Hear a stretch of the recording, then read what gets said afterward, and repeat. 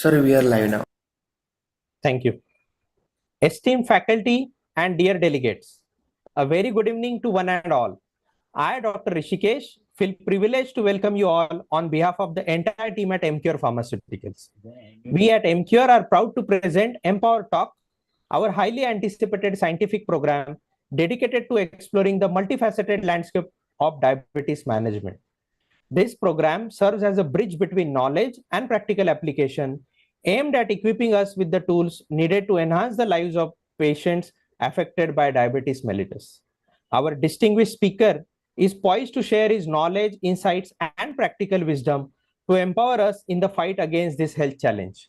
We are thankful to our respected speaker, Dr. K.M. Suryanarayan sir, who has generously decided to share his time and wisdom with us. Emcure is privileged to have a role in facilitating this bond. Let me have a privilege of introducing our esteemed speaker for this program, Dr. K.M. Suryanarayan sir is honorary professor at Department of Endocrinology, MS Ramaiah Medical College and Hospital, Bangalore. Sir is recipient of the prestigious Presidential Award Vishesh Seva Medal. Sir is ex-Director General of Medical Services from Indian Navy. Sir is past physician to the President of India. Sir is bestowed with Lifetime Achievement Award by Karnataka Endocrine Society. Sir is past President, Karnataka Endocrine Society. Sir has awarded orations by Endocrine Society of India, KES, and API. Sir has more than 40 publications in national and international journal. And finally, I would like to extend a special welcome to all the delegates who have joined today's program. It is an honor to have such an esteemed audience and renowned experts among us. Let me brief you all on the meeting agenda for today. We'll have expert session on today's topic, followed by a question and answer session. I request audience to post their questions in the comment box so that we can take up those questions in the end. Without further ado, let's embark on this educational voyage together as we endeavor to enhance our understanding of diabetes management. I request our speaker, Dr. K.M. Suryanarayan sir, to deliver his session on role of pioglitazone-based combination therapy in diabetes management in current era. Over to you, sir. Thank you, Dr. Rishikesh. I'll share my slides.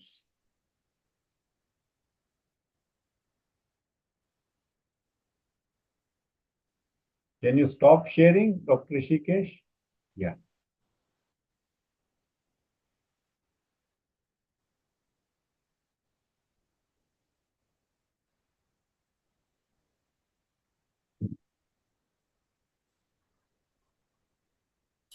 Yes, sir, I've stopped sharing.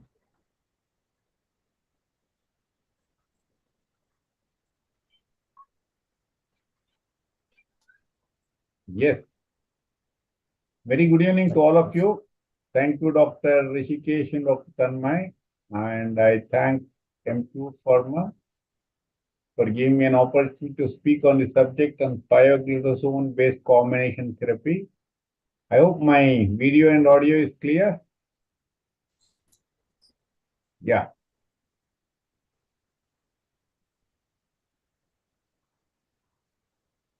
This is the agenda of my talk.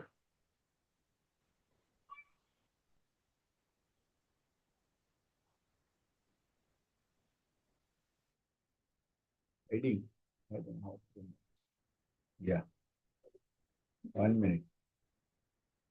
I'm trying to take out this, but still hiding the things. Yeah. Okay. What is this bouquet has come? Shall I close that? No. Yeah. We know that diabetes all over the world, particularly in Asia and India, the prevalence is increasing. Every time I look at the figures, they look quite old. Because now we thought we have got around 70 crores of diabetic population in India, in adults. But now look at this study published in Lancet recently last year. If you include patients who have diabetes and pre-diabetes, let us say dysglycemia, where the blood glucose is normal, more than normal, as per the prevalence quoted by this India diabetes study published in Lancet, almost one-fifth population of India, 20 to 25%, have got either pre-diabetes or diabetes. So that's a very adults I'm talking. It's a very alarming figure.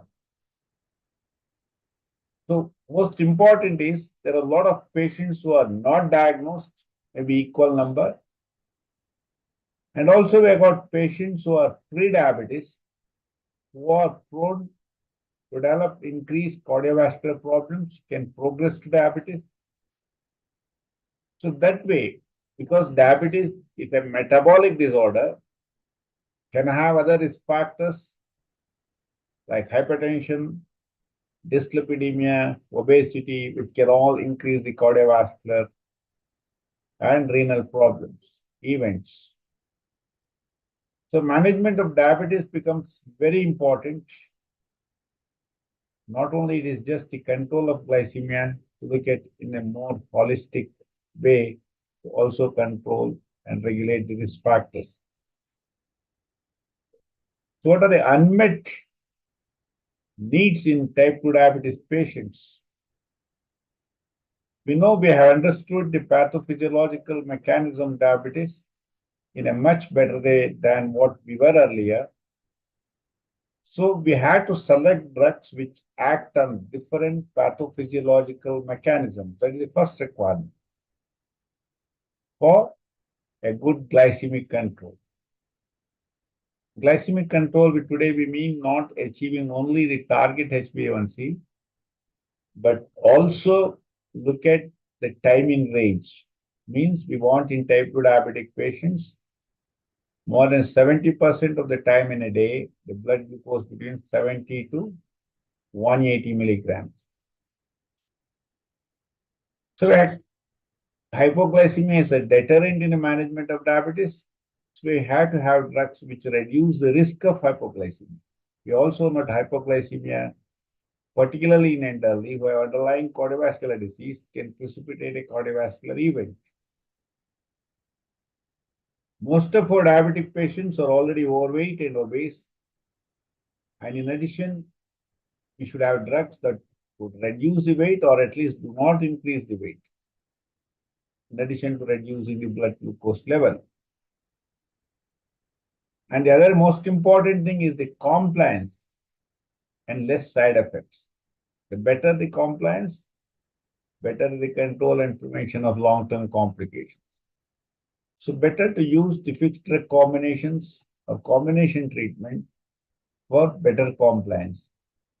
And the aim is not just to control the blood glucose, but also to look at reducing the cardiovascular risk, prevent or at least reduce the progression of the kidney disease and residual risk of cardiovascular disease. So we got so many things in mind. So to speak, is there any ideal oral anti-diabetic drug? We do not, but still we have got many drugs which we can say which can fulfill these challenges and make the diabetes control better. This is an old slide by Di Franzo, what we call the ominous octet. What is this ominous octet? We all of us know that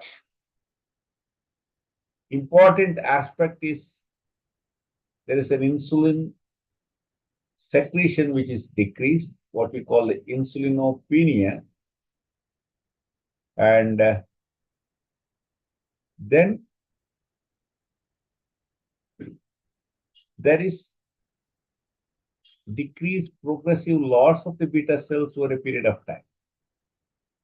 Along with this, there is an increase in the glucagon secretion from the alpha cells and insulin resistance at all levels, particularly in the muscles, which decreases the glucose uptake. Now we understood there is a defective or deficient incretin mechanism, means when we take food, The hormones which are released from the gut called the incretins, as the GLP-1, GIP, they in turn increase insulin secretion and decrease the glucagon secretion. There is a defect in type 2 diabetes, and there is increased lipolysis because of again insulin resistance in adipose tissue and increased hepatic glucose production because of again insulin resistance and more glucose absorption within the kidneys because of the enhanced this glucose transporters called SGLT2 transporters, which qualitatively and quantitatively change in type 2 diabetes. So more glucose is absorbed, the renal threshold increases, and last but not the least, there is a neurotransmitter dysfunction. So we know the level at the kidneys, at the level at the liver, the pancreas, the muscle, adipose tissue, and the brain, and the intestine. So today we have got drugs which can act through different pathophysiological mechanisms, and our idea and aim is to select drugs or combine drugs which act through different pathophysiological mechanisms for better glycemic control with less side effects. Let's look at the diabetes management that's gone through a revolution. We know that ideally, if you asked me about 10 years back, we were more concentrating on the glucose. But we know that it's not just the glycemic control is important. Lifestyle medicine is equally important. Management, diabetes, self-management, and education. So we have to individualize the treatment. It is not that across all persons we have to reduce HbA1c to less than 7. We have to look at the other comorbidities in a person, whether he is prone for hypoglycemia, what is his age, what is the lifespan left with him, is he obese, is he lean, all these things into account. But the more important today is looking at whether the person has got an established atherosclerotic cardiovascular disease or he has got indicators of high risk, which means an age more than 55 years with 2 or more additional risk factors like obesity, hypertension, smoking, dyslipidemia, or all. In that case, the drugs of choice will be an SGLT inhibitors and GLP-1 receptor agonists. If the heart failure is the predominant thing, then SGLT inhibitors become the drug of choice. Not only in diabetic patients, even in patients who have got euglycemia. People with chronic kidney disease with an eGFR less than 60 or with microalbuminuria, the drugs of choice preferred is an SGLT inhibitor or the GLP-1 receptor agonist. In case the HbA1c target is above, we can add GLP receptor agonist to SGLT2 or SGLT2 GLP-1 receptor. All these things are independent of the HbA1c level in a person who is with metformin or even without metformin. That's very important. The other things which we should know is that weight is an important thing. So we may have to select drugs which are either weight neutral or can reduce the weight, like GLP-1 agonists or SGLT inhibitors or DPP-4 inhibitors. The glimepiride and other sulfonylureas cause weight gain. That's what we have to remember. And also the cost of the treatment and the efficacy. If you look at pioglitazone is one of the efficacious drugs. Here it is said highly efficacious. GLP-1 receptor agonist, metformin, SGLT2, sulfonylureas, and thiazolidinase. Out of these, the pioglitazone. Intermediate is a DPP-4 inhibitor. Weight, many of them like SGLT inhibitors and GLP-1 analogs help in reduction of the weight. DPP-4 inhibitors are weight neutral, whereas sulfonylureas and pioglitazone may cause weight gain. This is in a nutshell about the diabetes management, which drugs to choose, and what we had to look at the patient and visualize in each patient the management. Along with this, we had to treat the risk factors like dyslipidemia and hypertension so that we have holistic management.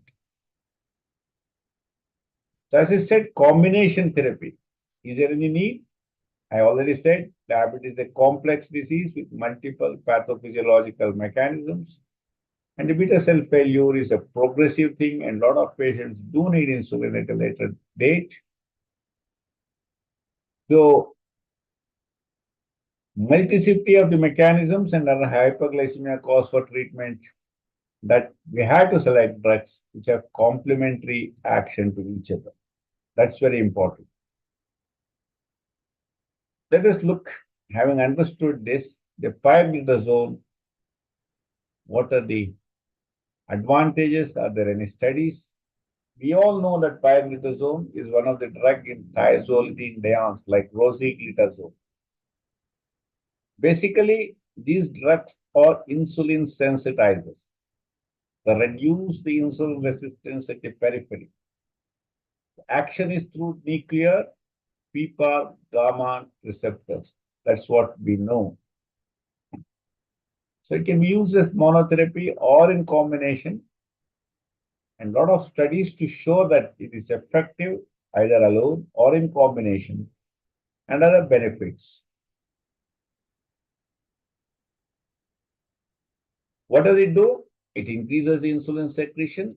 In addition to that, it increases the insulin sensitivity and decreases the insulin resistance. And also it has a lipid-friendly drug. Lipid-friendly means it improves the lipid parameters. And the adverse events are there, which I will discuss in a later, well tolerated otherwise. And it can be used as monotherapy or in combination, maybe early in the disease or even in late. This is defronzo way back, couple of years back, because there was a lot of controversy in the use of this drug. Some of the countries like France, they almost stopped using this drug because of the fear of bladder cancer. But later on, the meta-analysis has shown that pioglitazone doesn't increase the bladder cancer, as almost similar to other drugs. But earlier that some studies suggested bladder cancer. After that, this was a statement issued by DeFranco et al. Is a potent insulin sensitizers, preserves beta cell function, causes durable, that's very important. The durability is good, reduction of HbA1c, and it is lipid friendly. And not only in blood glucose control, it is also beneficial as far as the non-alcoholic fatty liver disease, NAFLD. More today is the metabolism dysfunction associated steatohepatosis. There are some of the adverse effects like weight gain and increased osteoporosis, particularly in postmenopausal ladies when used for a long time. And it's a quite cost-effective drug. That's what we see. Are there any studies to show its benefit in addition to HbA1c reduction and the blood glucose control? Yes. This one of the studies is proactive study, which was published long time back, which was done in patients with established cardiovascular disease. And they had the primary and the secondary endpoints. And what they said is 47% of secondary stroke in patients with previous stroke, there is a decrease. That's just for the proactive study. Subsequently, an article was published in NEJM. The study name, I just don't remember that now. A couple of years back, which showed that pioglitazone in patients of cerebrovascular accidents, even in non-diabetics, decreased the stroke recurrence and events in the future, basically as an insulin sensitizer. That way, it definitely has benefit as well as stroke income. Then this proactive study showed that 28% decrease in the reinfarction in patients with previous MI, and 37% of the acute coronary syndrome of a previous MI also decreased. And this other studies which have shown that 51% of the mortality decrease in mortality in incident patients on hemodialysis, but mainly the proactive study which showed that decrease in MI, stroke, and death in patients with chronic kidney disease also.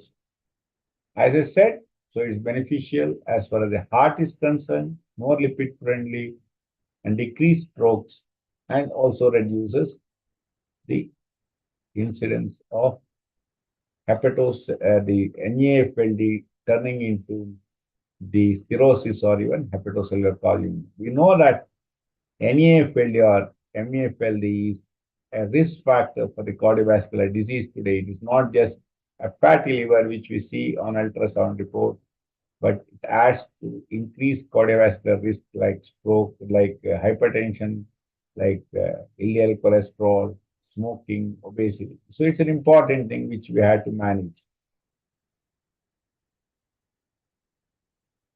Let us look at the pioglitazone benefits versus the risk. Definitely, it is a very potent drug. It reduces the HbA1c. The chance of hypoglycemia is very less because it is more of an insulin sensitizer and decreases the insulin resistance. So as the blood glucose level comes down, the glucotoxicity decreases. That's how it improves the beta cell function, not directly, indirectly by bringing down the glucotoxicity. More important, is one of the few anti-diabetic agents which has more lipids benefit. Increases the HDL, decreases the triglyceride, and decreases the blood pressure, maybe to a certain extent, and overall decreases the inflammatory state. More important is the increase in HDL and decrease in LDL. Reduces microalbuminuria, maybe to a certain extent, and as I said, the proactive study has shown as far as the benefit is the heart concern and endothelial dysfunction is improved, and more important is improved in the NAFLD. A lot of trials are there as far as the NAFLD is concerned, where the fatty liver, the hepatocytes which are ballooned with fat, they decrease, and even the improvement in the fibrosis to a certain extent in early stages of fibrosis, F1 and F2 stage. More important adverse effect is the weight gain, which we don't want in many of our patients. But the studies have shown, although the weight gain occurs, it's more of the fat in the periphery, not in the visceral fat. So hepatic and muscle fat content decrease in the visceral and hepatic. So weight gain is an important adverse event. And to a certain extent, because of the vasodilation, there is fluid accumulation, and a patient who has underlying cardiovascular disease may have a heart failure. Fractures, particularly because it can increase when used in high doses for a long time in postmenopausal ladies, bone fractures. And bladder cancer, I already told, the meta-analysis has shown that there is no increase in a bladder cancer. So there are a lot of benefits as well as the HbA1c reduction, blood glucose control, and the cardiovascular and the lipid benefits.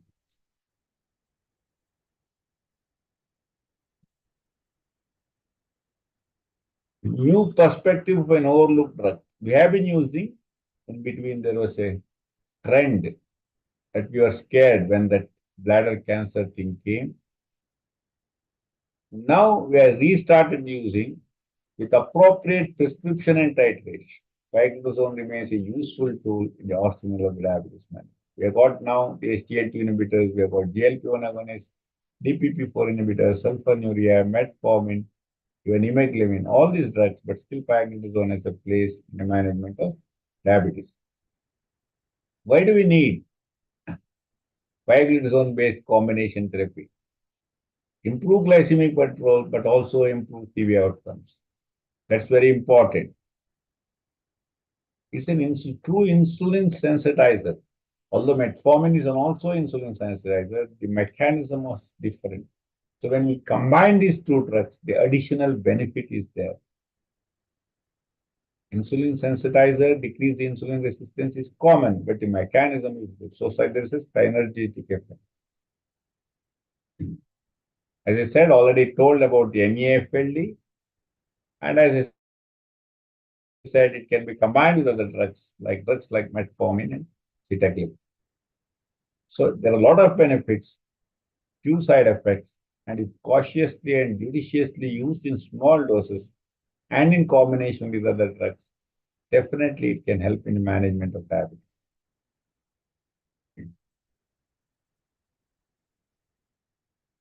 Some of the side effects could be attenuated by combining with a DPP-4 inhibitor and with a lower dose of pioglitazone, DPP-4 inhibitors have weight neutral effect. They do not cause any hypoglycemia. They increase the insulin secretion, decrease the glucagon secretion, whereas pioglitazone is more of a insulin sensitizer. So a combination of these two drugs can help us. So this I already alluded to. So let us look at the metformin and pioglitazone. As I said, both are insulin sensitizers. Metformin is in addition decreases the appetite, decreases to a certain extent the glucose absorption, and may cause weight reduction in a lot of patients, but most of the time it is weight neutral. But I've seen patients losing weight significantly even with metformin also. It decreases the hepatic glucose output. So the complementary mechanism, that is increasing the insulin sensitivity, decreasing the hepatic glucose production, decreasing the glucose absorption. When you combine these drugs, effective combination therapy in management of diabetes. Not only improve glucose, but also for reducing metabolic risk, potentially improving major cardiovascular outcomes. So is there any evidence, having looked into the pioglitazone mode of action?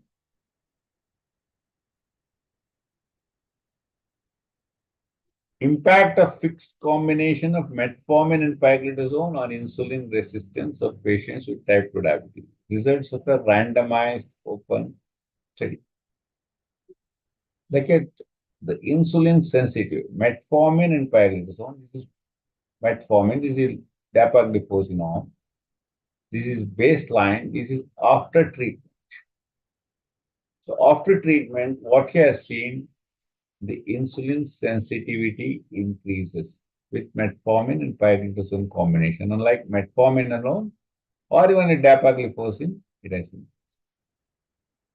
Same thing, what we had body weight, you can see here, there is not much of change when you use metformin alone or metformin with pioglitazone.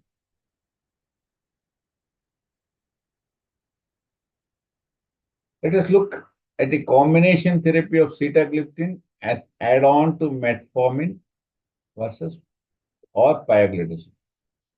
So, patients who are already on metformin, if you add sitagliptin and compare with the other arm with the placebo, you can see the HbA1c reduction is quite significant in those patients who added sitagliptin on who are already on metformin treatment and compared to the placebo.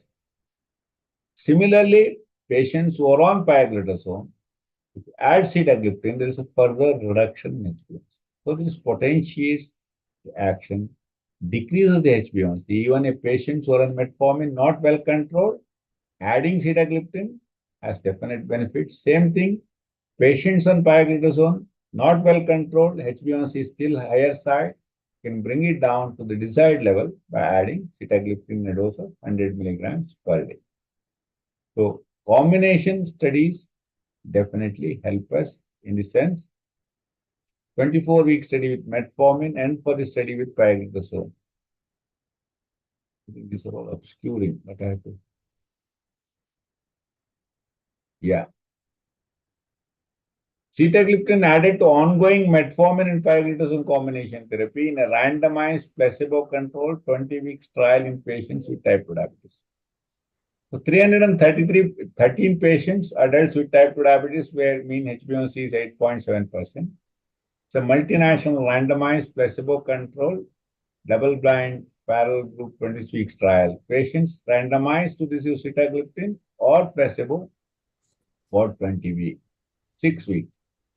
So to look at the HbA1c after 26 weeks of treatment.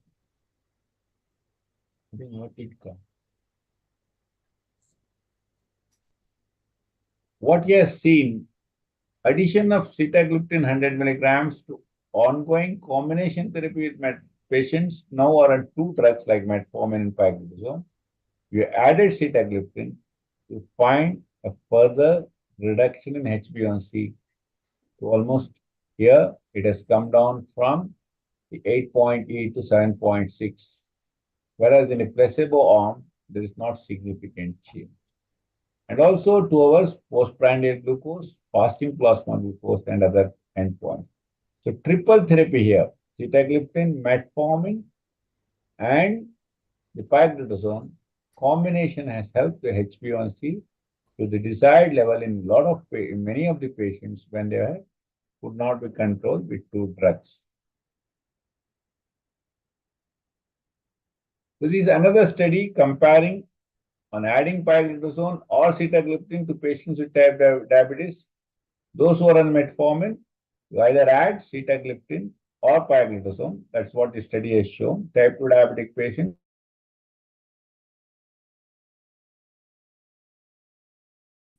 and mean change in HbA1c. That is what has been looked into. I think something else is done. How did it come? Hope I am audible. Yes, sir. Yes.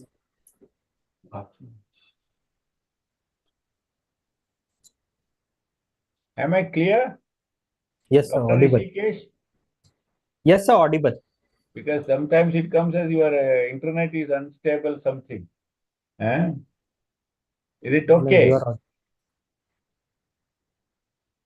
I'll continue. So adding pioglitazone or sitagliptin to patients who are already on metformin, sitagliptin and pioglitazone demonstrated similar improvements. So it's almost equal. When you added either sitagliptin or pioglitazone, there was a similar reduction in the HbA1c in those patients who are inadequately controlled on metformin alone. Sitagliptin was more effective than pioglitazone recording lipid and body weight change. Body weight definite, but I don't know about the lipids because sitagliptin is more of weight neutral. Pioglitazone may add to the weight. Efficacy and safety of initial combination therapy of sitagliptin and pioglitazone patients with type 2 diabetes. So I put both sitagliptin and pioglitazone from the beginning. What we can see here, there is a definite reduction in the HbA1c even when the study was extended to 54 weeks.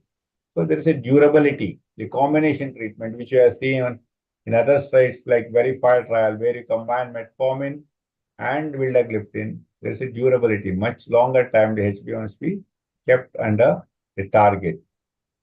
And even the fasting plasma glucose, you can see the reduction here, and that is also not sustained when you compare to sitagliptin pioglitazone combination with pioglitazone alone. So a lot of trials are there. When you do the meta-analysis, this is the results have shown 7 RCTs, the studies have included.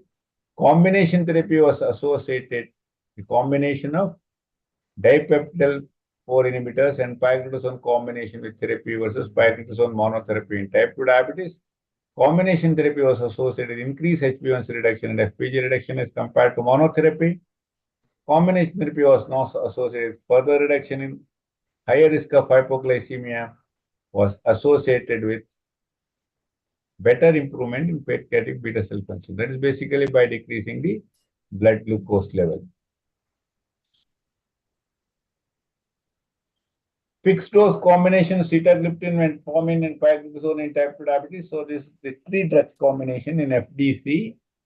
236 patients in the age group of 18 to 65 years, HbA1c between 8 and 11, phase 3 multi-center double-blind study, and what they looked at the HbA1c from baseline to end of the 24 weeks. What you can see here, this is the 3 drug combination, fixed drug, metformin, sitagliptin, and pioglitazone. This is the metformin and the sitagliptin. Definitely you can see the HbA1c reduction is much higher in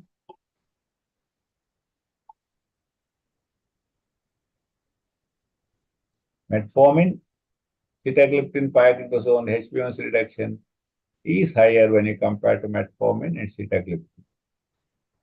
Similarly, if you look at the The study concluded triple therapy with an FDC of metformin, sitagliptin, and pioglitazone effectively improved glycemic indices demonstrated.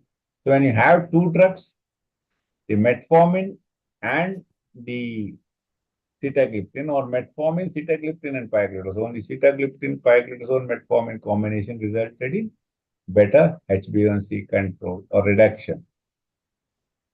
I already spoken, these are the different studies to show about the pioglitazone, sitagliptin, and metformin managed treatment either as dual therapy, single therapy, or combination of all the three drugs in the FDC form in type 2 diabetes, showing that they have got a synergist effect and can lead to better reduction in HbA1c and more sustainability.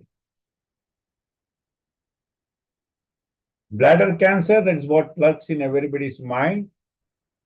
And is a article, Global versus Indian Perspective of Pioglitazone-Induced Adverse Reaction, including bladder cancer. This is from the India. Low prevalence of reported overall and bladder cancer specific pioglitazone-related adverse events. This, whatever the analysis shown, Indian diabetic patients who are treated with pioglitazone, the prevalence of bladder cancer was much less when compared to the Caucasian population. We don't know the reason, but the difference in reporting rates could be the genetic makeup, pioglitazone prescription at a lower therapeutic dose, higher frequency of metformin as a concurrent drug, and underreport. So metformin, we know some of the anti-cancer properties. That's what was said in the earlier studies. When used with pioglitazone, that could be beneficial. But whatever, the studies have shown that there is a lesser incidence and prevalence of bladder cancer in Indian population.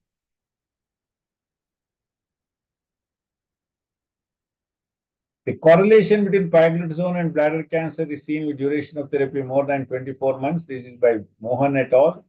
And cumulative dose of more than 28,000 milligrams, which corresponds to an average daily dose of pioglitazone about 40 milligrams per day for more than 24 months. Doses used in US and Europe are 30 to 45 milligrams. Normally we use from 7.5 to 15 milligrams. That's what I use. We generally don't use more than 30 milligrams.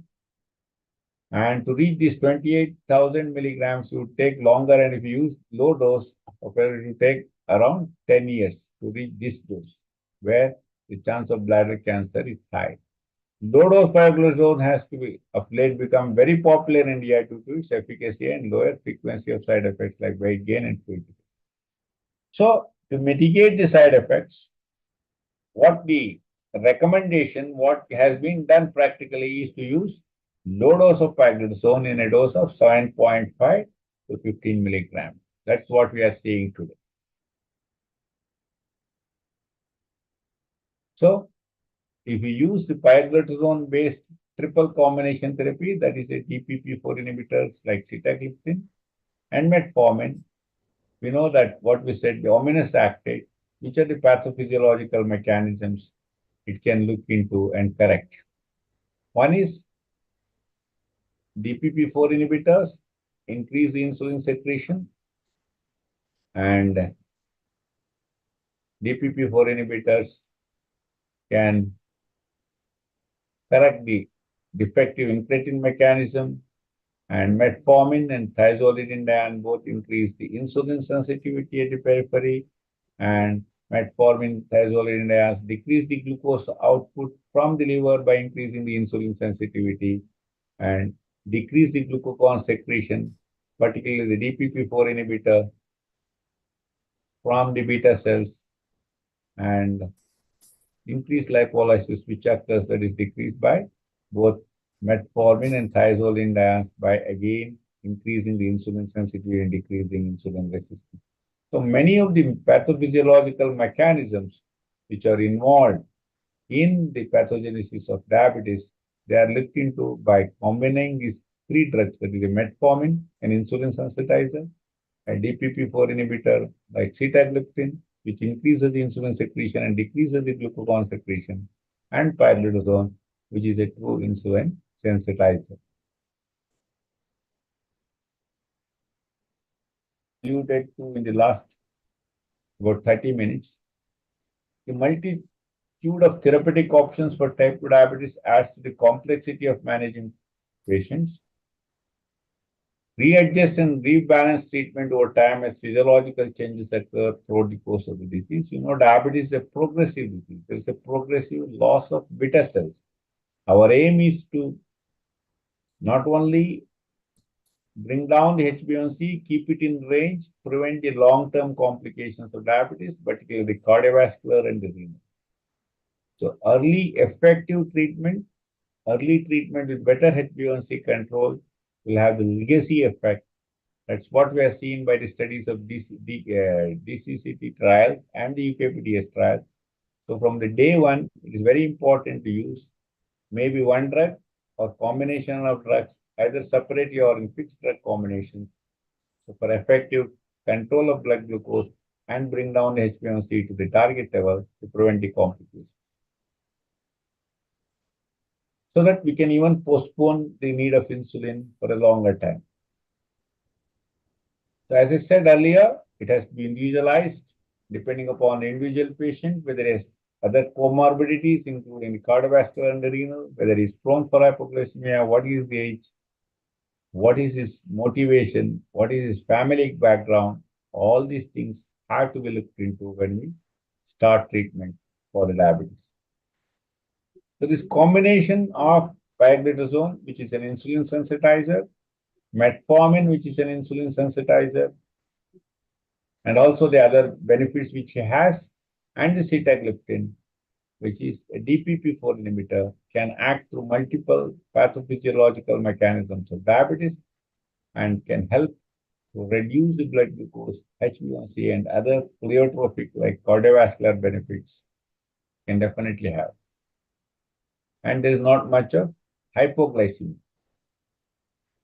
So early combination treatment definitely help. As I brought out, pioglitazone can increase the weight, can increase the incidence of heart failure in those patients who have underlying cardiovascular disease, and prolonged high dose use may cause osteoporosis. But small doses can definitely result in control of glycemia without any undesirable side effects. So we have to monitor the weight, we have to look at the heart, particularly when the patient's in pioglitazone. But practically what we have seen when used in small doses, it's a good drug having a lot of benefits, and in combination with other drugs like metformin and sitagliptin, it can add to better management, particularly from the beginning, for a better glycemic control to prevent the complications. I think that is the last slide. Thank you. Back to. Thank you, sir. Thank you. Was it audible For the clearly? insightful presentation. Really, yes, sir. Yes, sir. Yeah. It was clearly audible and even visible slides. Because sometimes it was showing that so thank you, sir. So there are a few questions in the chat box. So we'll take up those questions.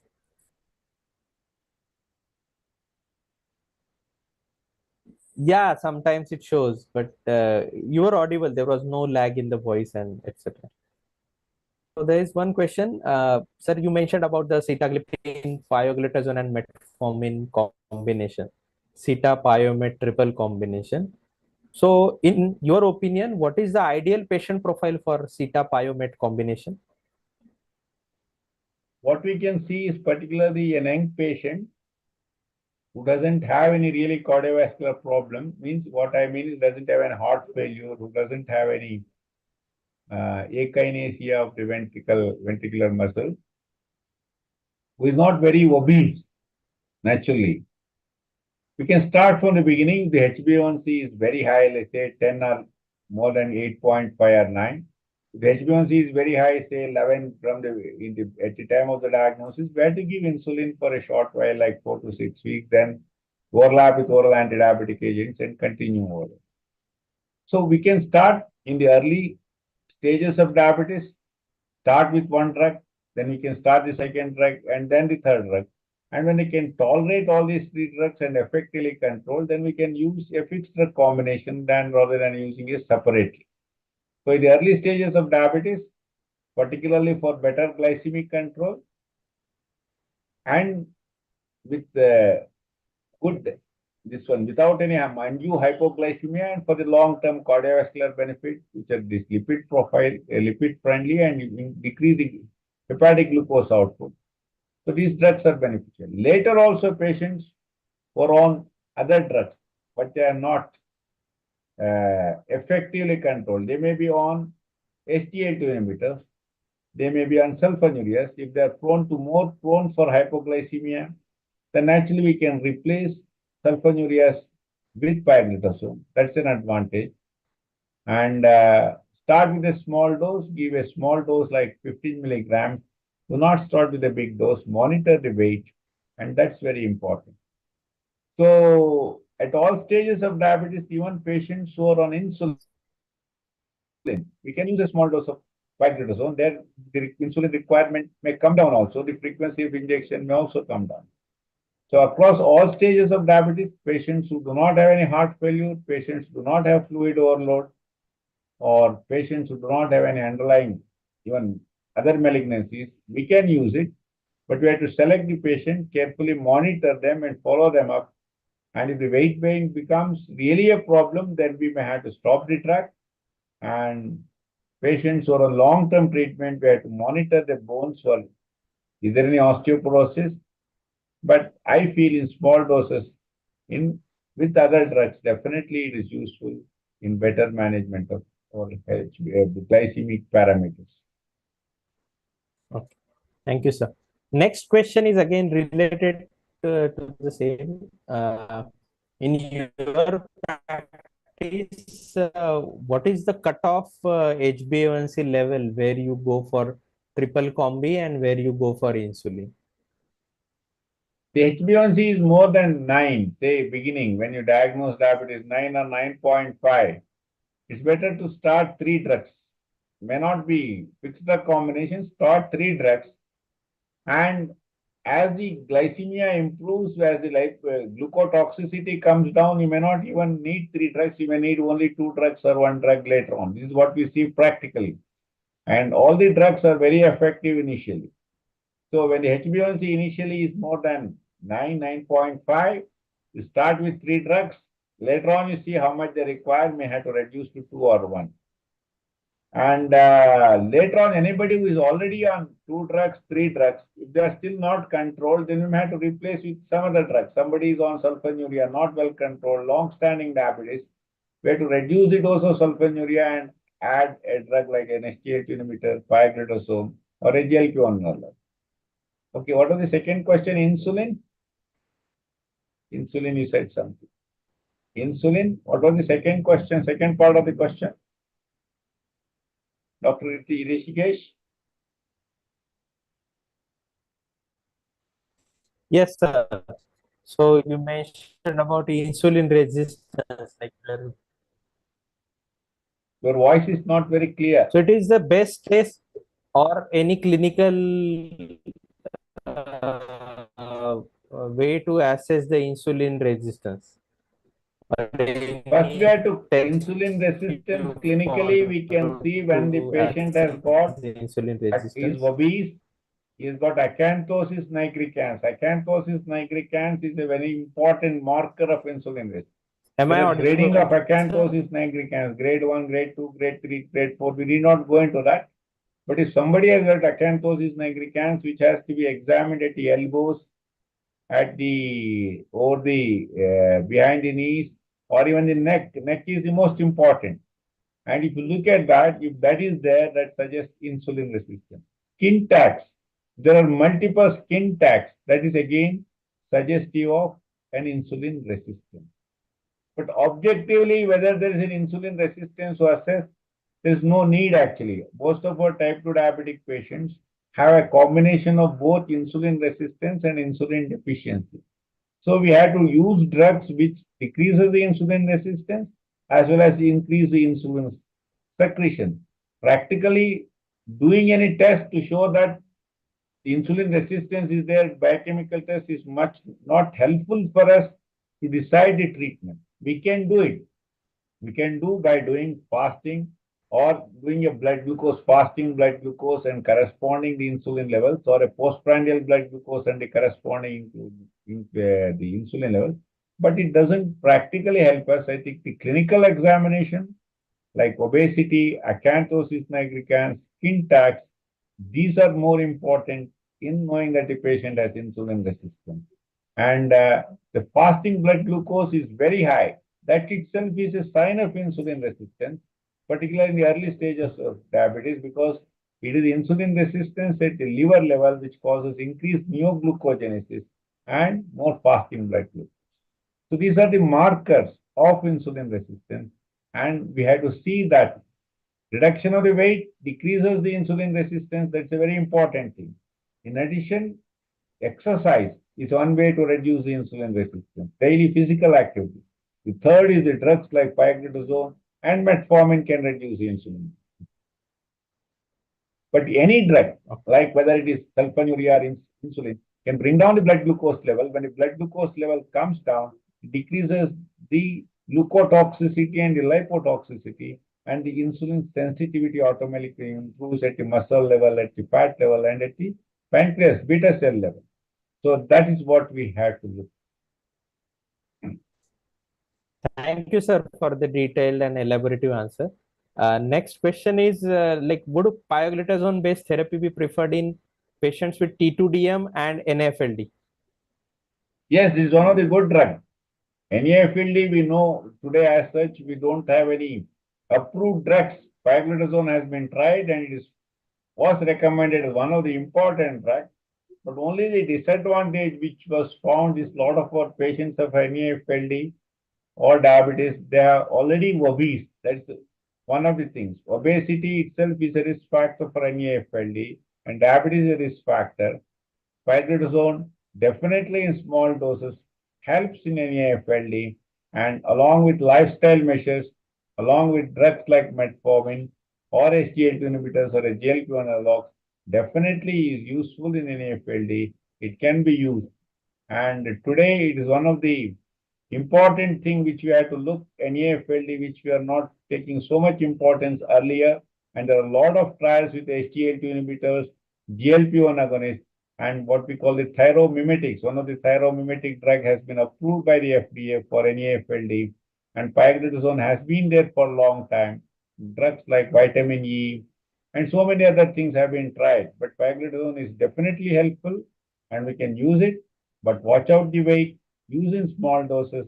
In addition to pioglitazone, make the person to lose weight, exercise, regular physical activity definitely will help you.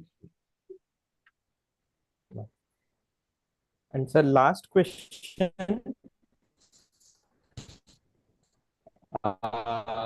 There are other triple drug combinations available. So again, what will be the difference in the patient profile compared to sitapiomate? See, what will be patient profile for sitadapamate and sitaglimemet? I couldn't get you. Can you repeat? So there are other triple drug combinations also available besides sitapiomate.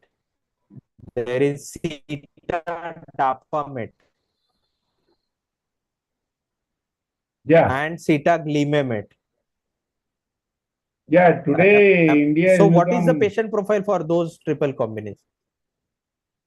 India, what practically I advise all of our colleagues is preferably don't use any fixed drug combination from the beginning. This is a practical way of looking at it. So, like the first drug of choice in most of our patients is metformin. And many of our patients do respond to sulfonylureas in the beginning. And today now we know that SGLT inhibitors have more than one benefit of lowering the HbA1c. They are cardiovascular friendly. They reduce the heart failure. They also benefit as far as the kidney is concerned. So oglibos has a better effect on mostly reducing the postprandial blood sugar. Pioglitazone again is an insulin sensitizer. It can reduce the blood glucose well. So we've got different drugs. So what my suggestion is, we have started the drugs individually.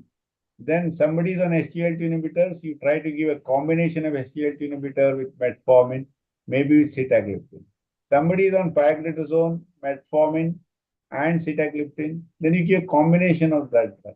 So you give individually, separately these drugs.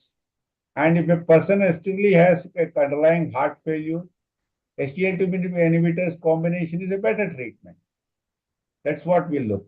If somebody has got a problem, GLP-1 analogs, particularly the weight is more, GLP-1 analogs are the better drugs of choice. Although the GLP-1 agonists, we do not have any fixed drug combination or any combination treatment. Somebody has got a postprandial blood glucose very high always, but the fasting is okay and you are not able to control and the patient is not willing, the drugs with glucose combination is better. Patient who is more prone for this hypoglycemia, you give a combination of gliptins which do not cause any hypoglycemia.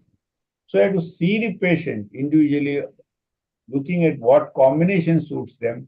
Ideally, start them separately. Look at the adverse events. When there are not much of side effects and the patient can tolerate, change over to that combination, whether it is sulfonylurea, metformin with oglibos or a DPP-4 inhibitor and the SGLT inhibitors with metformin or acetagliptin pioglitazone metformin combinations. Today we have got even the SGLT inhibitors plus sulfonylurea combination. Somehow I am not very enthusiastic about sulfonylureas with SGLT inhibitors combination.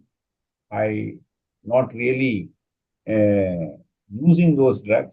But these drugs combination can be used in any patient depending upon the background of the patient, his glycemic parameters, whether he is obese or lean, whether his cardiovascular problem is there, whether he is prone for hypoglycemia, what is the age group, how much you need to reduce the HbA1c, start individually and then use the fixed drug combination over a period of time and continue and reassess. That's what I feel is the best.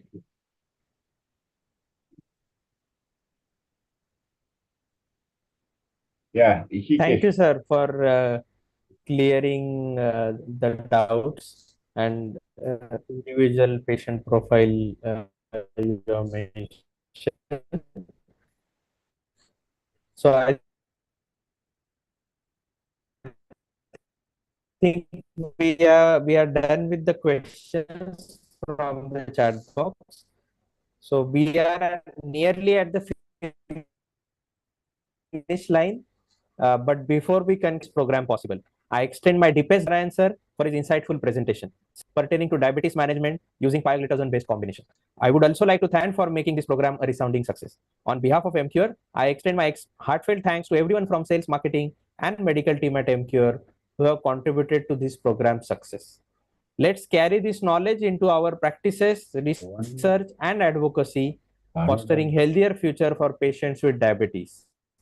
Thank you once again for attending and encouraging us. Good night and good time ahead. Thank you. Bye. Thank you and good night to everybody. Bye. Rishikesh Thank you, and sir. Dr. Tanmay. Thank you, Thank sir. you. Thank Bye. you for your time. Thank you, sir. I have to stop sharing. No? Where is it? Yeah. Nothing is like this. Leave. Leave is it? Leave. Yeah. You can click on the leave meeting button. Yes.